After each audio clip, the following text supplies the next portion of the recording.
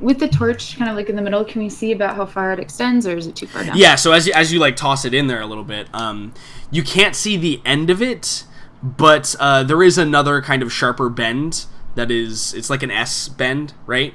And it's kind of in the corner. So reasonably it might be just a few feet, or it could be a little bit further.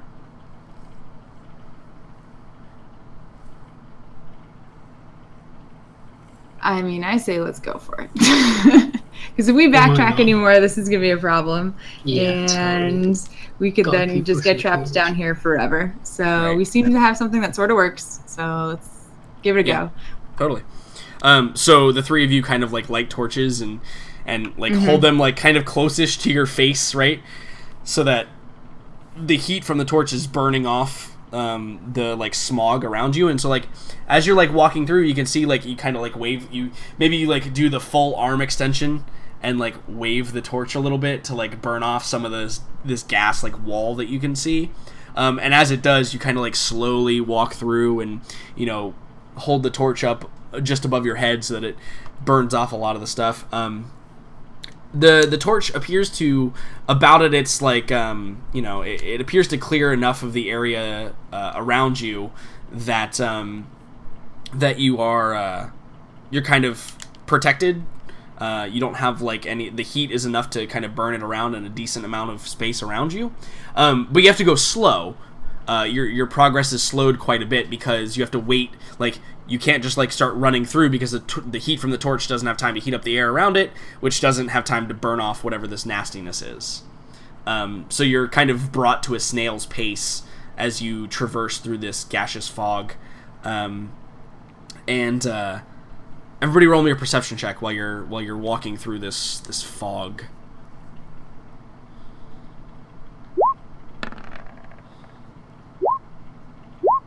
Holy crap. Oh, how did we all get 10? What? That's so bad. Wow. Even Aylin couldn't save you with her wisdom score on that one. Listen, I had straight 20s up until this point. Man. So 3 10s is not great. It's not great.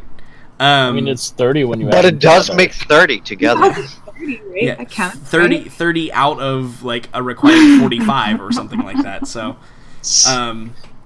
as you guys are progressing through, there's occasionally like these little puffs of wind that you can see on the torch. Like as you walk by like a certain like area, you see the torch like kind of flares one direction as if the wind is coming from one direction, and then flares another direction as you pass through, almost as if there are drafts of air that are pumping into this particular area. But as far as noticing anything beyond that, unfortunately, no. And as you guys get to, you begin to see where the gaseous stuff kind of lifts a little bit, and it begins to thin out, and then eventually you get to the other side, having navigated the treacherous minefield of gas appropriately. You guys maybe, because I think that none of you need an actual torch, right? All of you can see in the dark. Correct. Yeah. So maybe you guys like bang out your torches or whatever, and continue on a little bit. And so we can see that the three of you are the weariness is probably starting to set in a little bit, as based upon your 10s. You know, you've been in a couple of scraps, like you were on the run for your lives for a while today. Like it's getting rough. So everyone make me inside of the dungeon, make me a Constitution saving throw. I don't know. I think Chester's pretty fabulous with his new master. Ooh, Farron, man, you're oh shit, Chester. Oh god! Oh god! Super fucked. Get forth! Oh god! Good thing you're with the healer. Jesus. So Chester, you're pretty much asleep on your feet, right? And there's probably a moment where like you're maybe walking in the back and Aylin is like walking in the front. Maybe Farron's in between, or Farron's walking in the front and Aylin's in between. And like Farron, you like stop to check around a corner and Aylin stops behind you. And Chester, you just fucking walk flat into Aylin, like didn't even notice her there. Yeah, exactly, Arkady. And like it's so tiring. Like it's hard to keep your eyes open. Like the relative like silence has set in as well because of that the water's not flowing anymore, and so like it's kind of like that. It's like peaceful. You kind of like strain your neck once or twice, and maybe you stretch and yawn. But Farron, you're faring only a little bit better. What's driving you probably a little bit harder is the fact that you're probably like, oh my god, I gotta get him out of here. Like I gotta get everybody out of here. I gotta find Arkady. He's going to like lynch me because I'm not gonna get paid next week. Like this is all kinds of unacceptable. I need to like get back to where I need to go. And so you're being driven on a little bit. And Aelin, you're the best out of the two, but it probably lends itself to you can see how much the other two are struggling at this point, to kind of like keep pace, especially with all like the additional stresses that you guys have entertained in the past really like 12 hours of work that you've been doing. That's mostly for roleplay purposes, but also for something for me. So as you guys maybe there's a moment where you're like, okay, we gotta take a rest.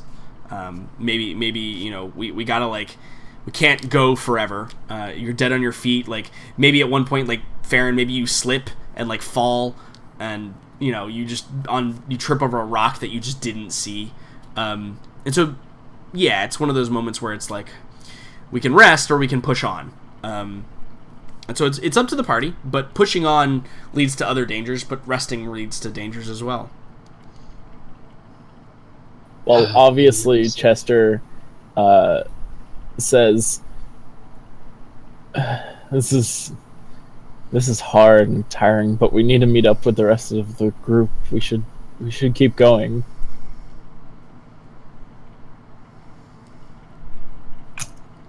Judging by the look of you two, I think we should need to rest, at least for a brief moment, just to catch our breath and, recenter ourselves. But we're almost out. I can feel it. We're almost there. Come now, just sit down, Chester. Chester is going to continue walking forward along the path. He believes in his heart that moving forward to meet with the rest of the group is the correct decision here.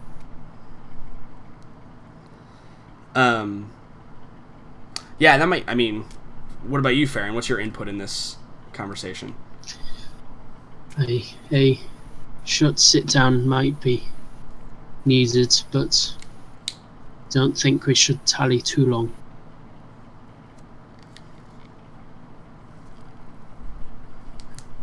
Well, it seems as though you might need to go get your friend.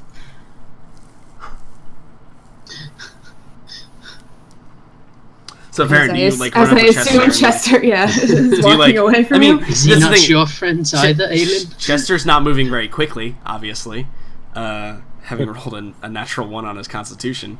Like half speed. But he is moving. Like he is mobilitating a little bit. Good one.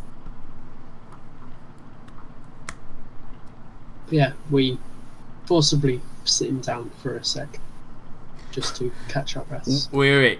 Aelin, do you pull out your harp and begin to lull him to sleep? Well, I was considering doing that thing of where you like kind of steer children, like in the direction that you want them to go. Like, so I was gonna walk over there and just kind of like, no, Chester, this way, come this way. Yeah, if you sit on this rock, it's actually going to bring us to the surface. I promise. Just sit down for just a moment.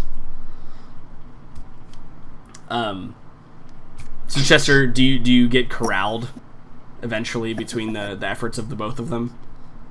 I mean, I rolled a 1. I kind of have to be. Yeah. I don't have a choice here. So you get corralled, and as you guys maybe begin to set up, maybe pull out some rations, and the ones that are still dry and not tainted, you set to having your short rest. Does anybody need to recover anything that they could recover during a short rest? That's what I'm giving you here, basically.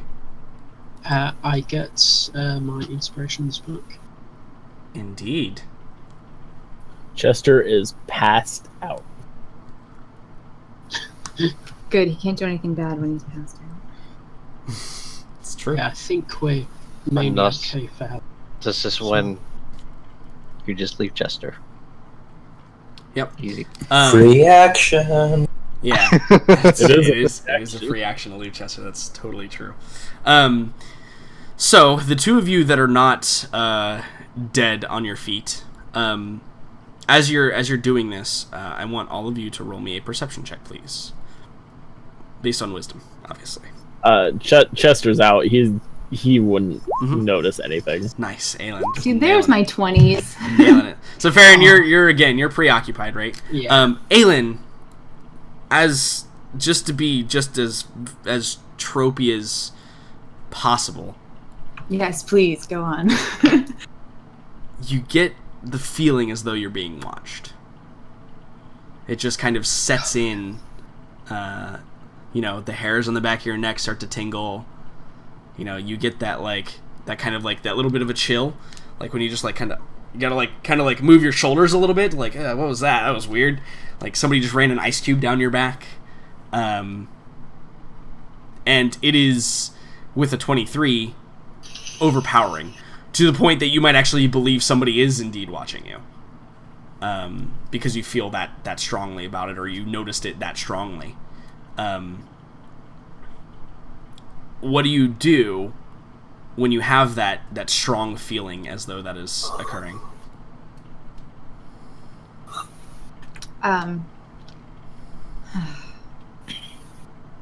Feel as though Aelin would just turn to Farron and just say, "On your guard, I'm nearly certain someone's here," even though it may just be her perception. Sure, and you just blurt that out, right, to Farron? Yeah. Yeah, totally. So Farron, what's your reaction to that? When Aelin just blurts out, someone's here. Oh, holy fuck. Do we ever get a moment's rest? It appears not. Not today. Perfect. Awesome. And let's see here. What do I want? That's what I want.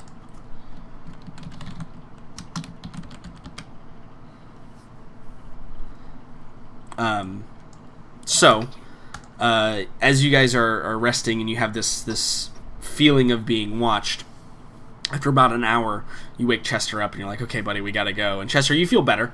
You feel a bit more refreshed. But you do receive a message. Let's call it a message. And it says, and stand by one moment. Standing by, Niner. Please confirm.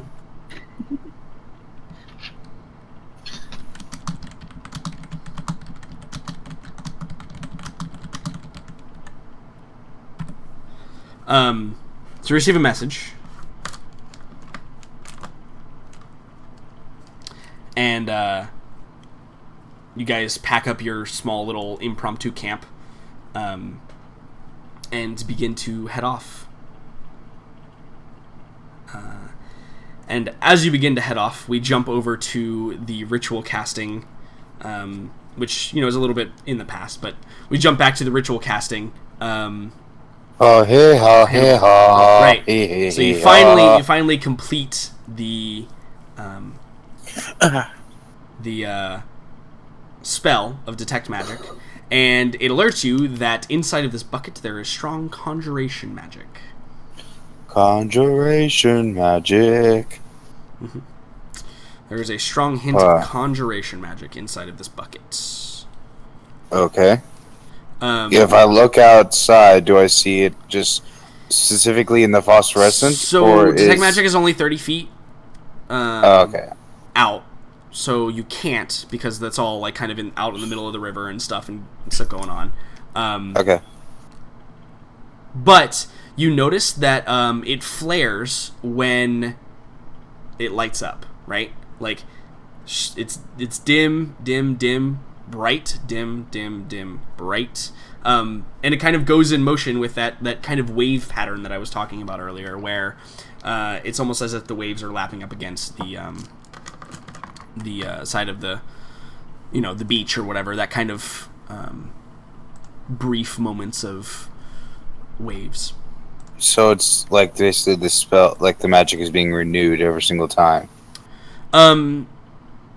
Yeah, or the intensity is much easier to see when it flares up.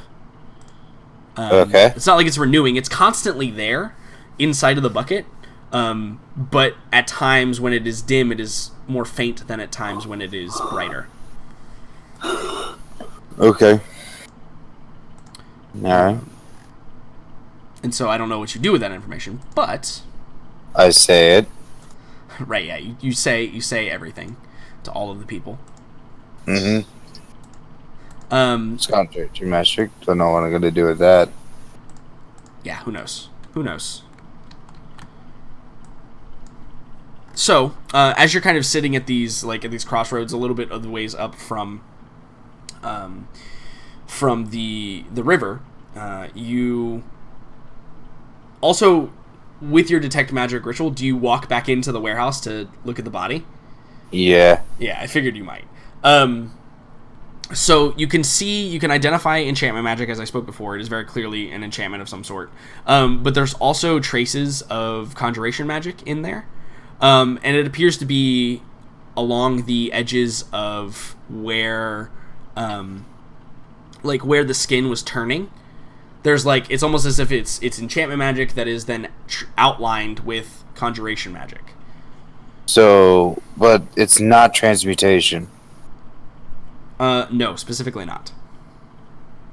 So it's like something was being summoned from him. Yes.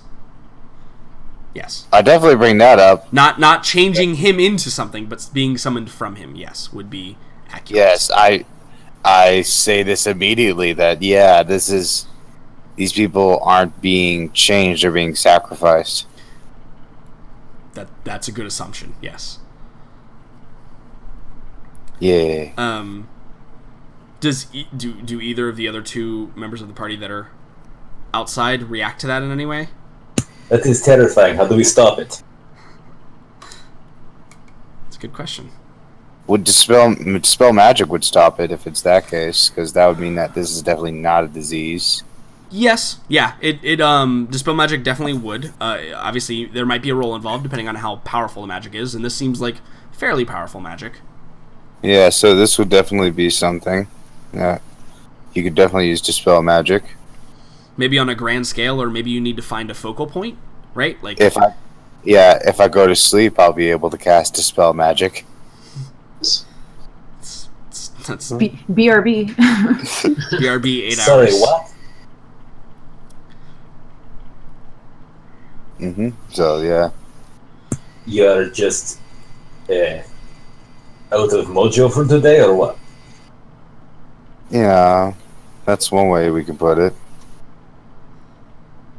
If you hadn't noticed, he very taxes his body when he uses his magic. He can't use it for long. Sure. I thought he was faster than recovering power. I am, but I have less of it. Or, I suppose that's the wrong word for it. He's like a sprinter. He can only use it for so much before having to recharge it.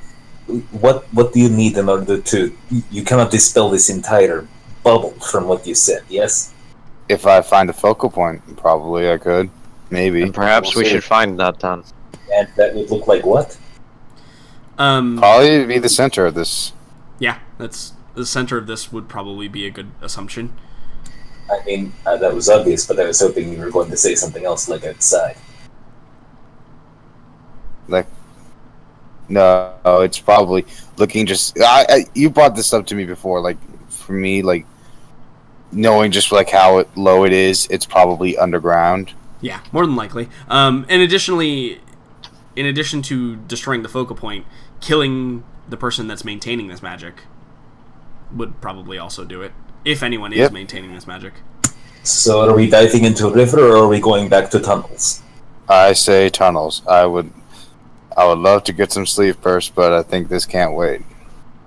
No, it can't. Tunnels, you say, would be the best option then? Yep.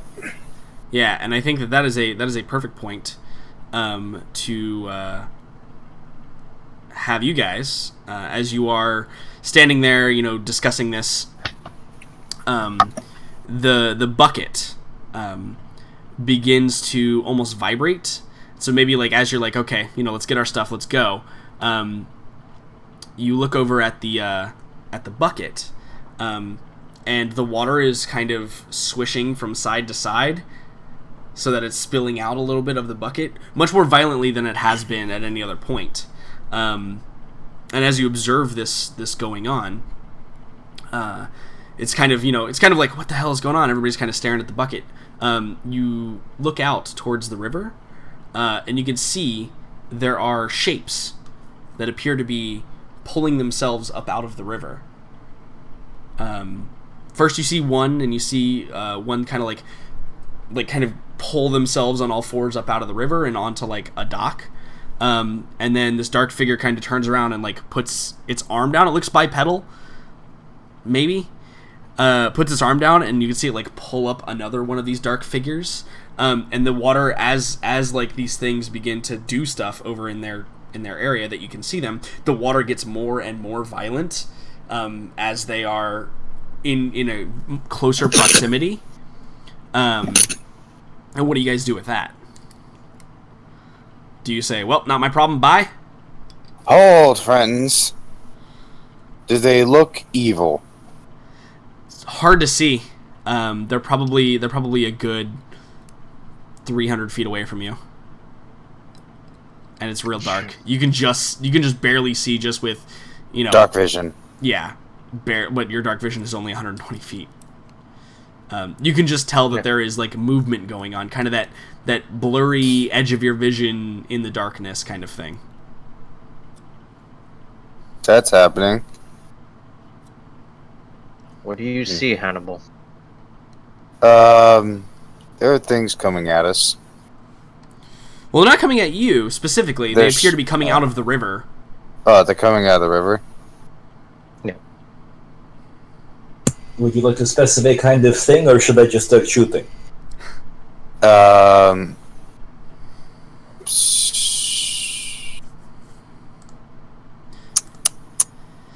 From this distance, you could roll a perception check, but it's going to be hard to get any, like, meaningful I sent information. Dane out over there. Yeah, there you go. You could totally send Dane over there.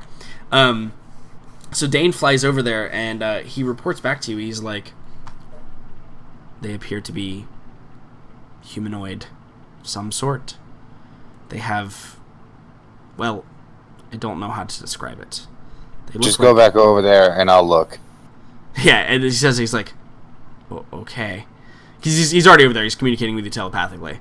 Oh, yeah. Then I go, so you and it takes a second to, like, get oriented to Dane being invisible and, like, flying, right?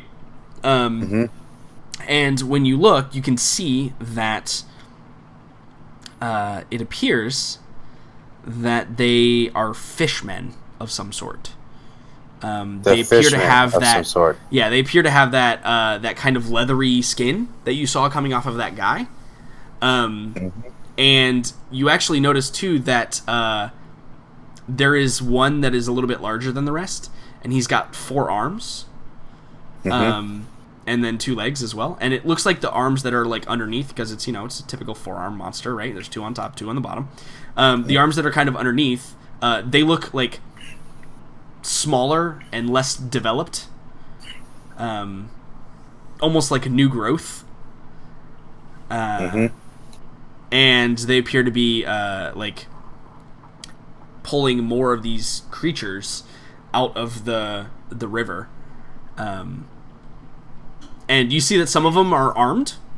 They're not wearing any armor. None of them are really wearing any armor, but some of them are definitely armed with like these crude like clubs or crude like curved swords that appear to be made out of just like sharpened rock.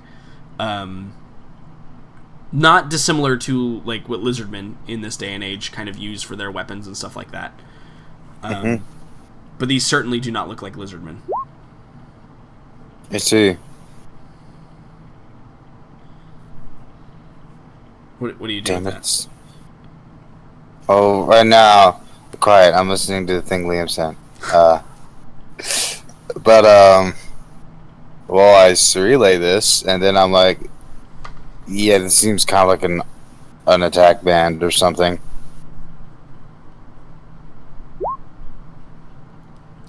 Murlocs. There might be, yeah. It's not, yeah, not a bad assumption. Yeah, these guys are armed and locked and loaded. They're about to go attacking shit. Yeah, no, it definitely, I mean, it seems bad from a lot of points. How many of them are there? You've probably seen about 8 to 12, but it's hard to keep count because they when they come out, some of them go off into other places, like go off into the darkness. So, from there, I'm sending Dane to go tell one of the paladins that I've sent on the fool's errand. That they need to return? No, that they need to go warn the militia. Okay. So basically, you send Dane to go warn the people. What does the group of you do? I mean, like, you could go accost them and see what happens, or you could, do whatever you want. It's up to you. Unless you have specific need for my skills, I feel I may at least hassle them. Yeah, you could hassle them from the roof, for sure. He's calling this to Morella. Yeah. Excuse me? Unless you have specific plan, I'm going to harass these fishmen. Would you like me to accompany you? Not unless you have suddenly developed power to fly. Well, and she kind of like puts her spear away, and she starts pulling out her longbow that she has. Tell me where they're at least in the direction. I don't suppose Hannibal can light things. Do you As a matter of fact, I cannot. Thanks. Actually, I kind of can. Like, you could light a building on fire, and he lights all kinds of things. Just actually, you know what remember that house we had in this very city? Hey, remember that time? Yeah, you know what I can do? I can set the tip of Morella's arrow on fire with prestidigitation. Does it create a light, though? It can create a sensory effect, yes. No, prestidigitation can also light torches and stuff like that, so couldn't it light an arrow? Sure. It wouldn't give any benefit to the arrow, but you could at least see it fly over there. But also, like,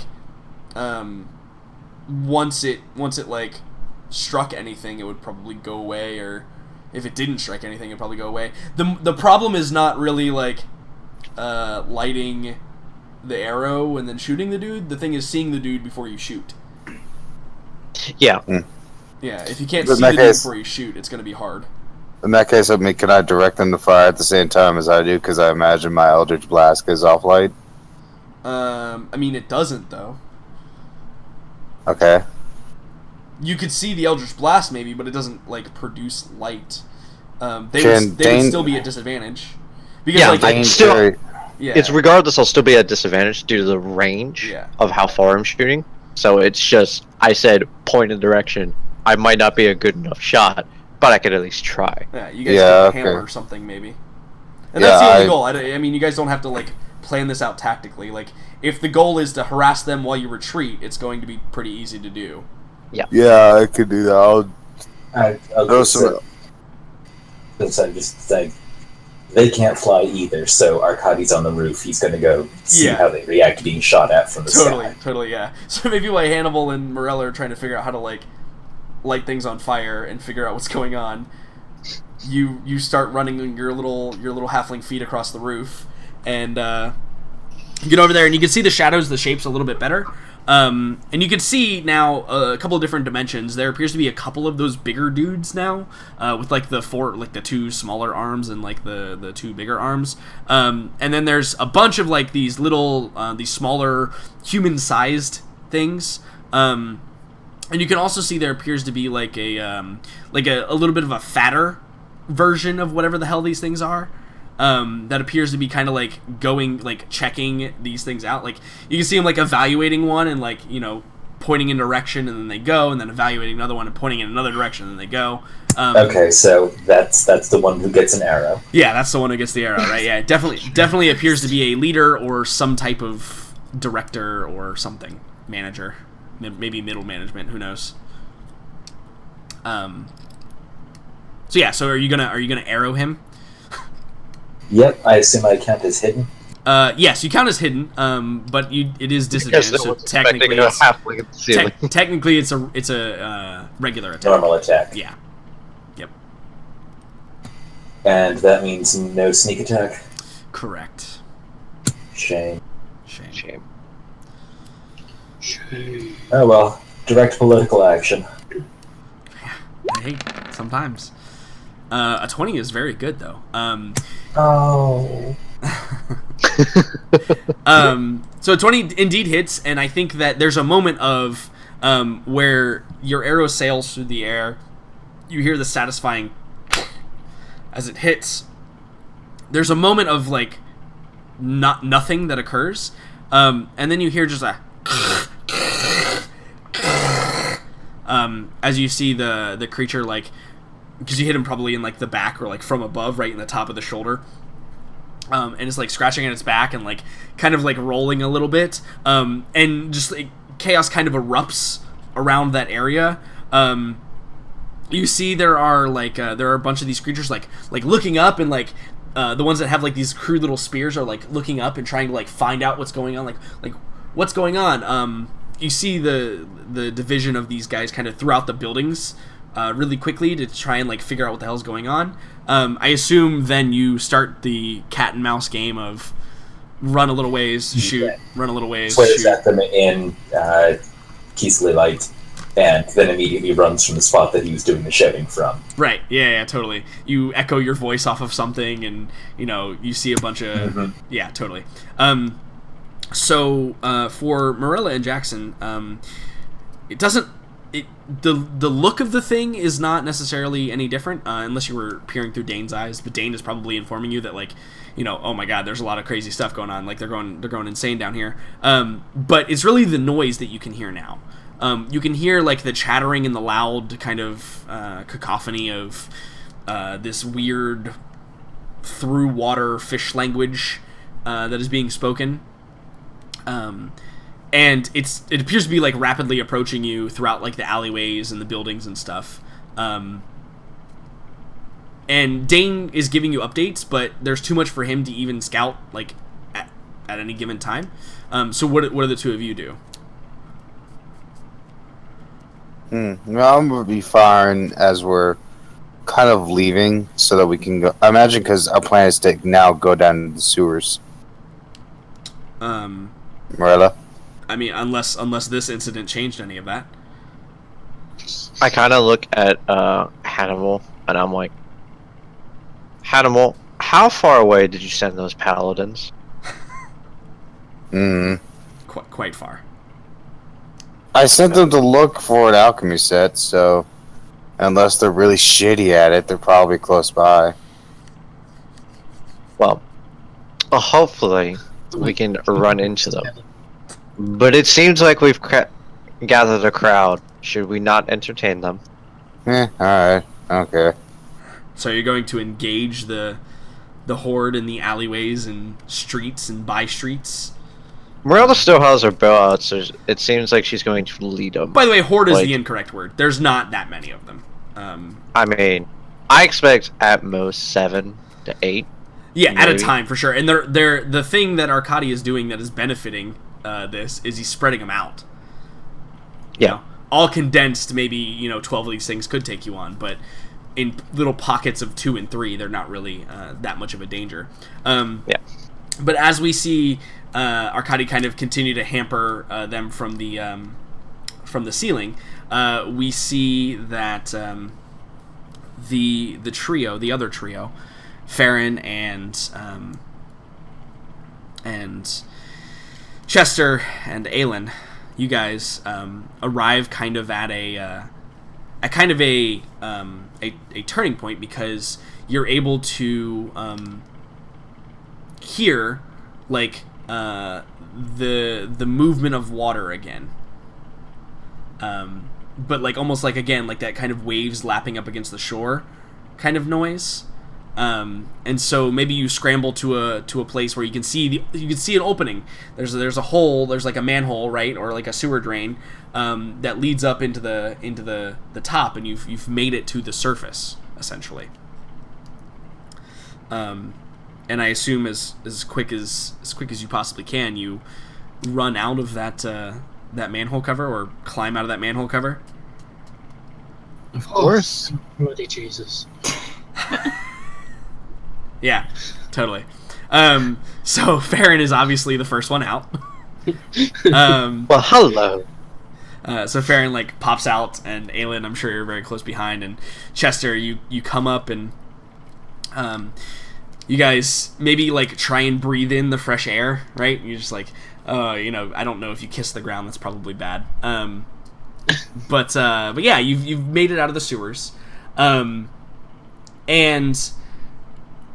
I'm not going to make you roll for it, but how fast do you guys think you realize that you're inside of this bubble, as far as I've described it so far? Remember, it's like a bubble of darkness. You can't actually see anything, but that's also kind of the point. You can't see stars, or there's very little like ambient light going on, just from basically torches and campfires that whatever else inside of the bubble is lit up. There's no moon. There's nothing. How quickly? Who does one think would be the first one to recognize that fact? Is it nighttime already? I think it was quite that late. Don't know. It seems to have lost track of time in the tunnels, but something seems unnatural about the sky. No, where's the moon? Where is the sky? Yeah, where is the sky? And so I think that as you guys are like are like, what the hell's going on? You hear the grate that you guys climbed out of slide back into place. The three of you are kind of standing around. You hear it slide back into place, and as you guys turn, you see that there is this form beginning to take shape, almost as if a spell like greater invisibility was disillusioning off of it, and it begins to start. It starts at the feet, and it like moves up and slowly goes through, and as it forms, we see that giant Skaven that was like kind of all white, and we see him kind of like hold out his hand as the shadow flail kind of forms very slowly in his hand, and the quintessential, you all turn and look at him, and he's got this nasty kind of smile on his face, and I think he probably says to you, the three of you, he says, "Isn't it beautiful?" And I think Chester that's readies his crossbow. Yeah, I think that's a great place to take a break a little early, maybe tonight. Yeah, I think that's a good spot. Mm-hmm. And then we'll figure out what's going on with the two groups in about 10 minutes. It's okay, guys. We regrouped, but we're gonna die together, so that's what matters. Dying together with your friends. Regroup is a strong word. No. Yeah, because we're about to head down to the sewers. It'd be really funny if we could switch. If we switch. I have a thing though. It's fine. We'll figure it out. So let's be back at 5 till the hour. Okay. Mm-hmm.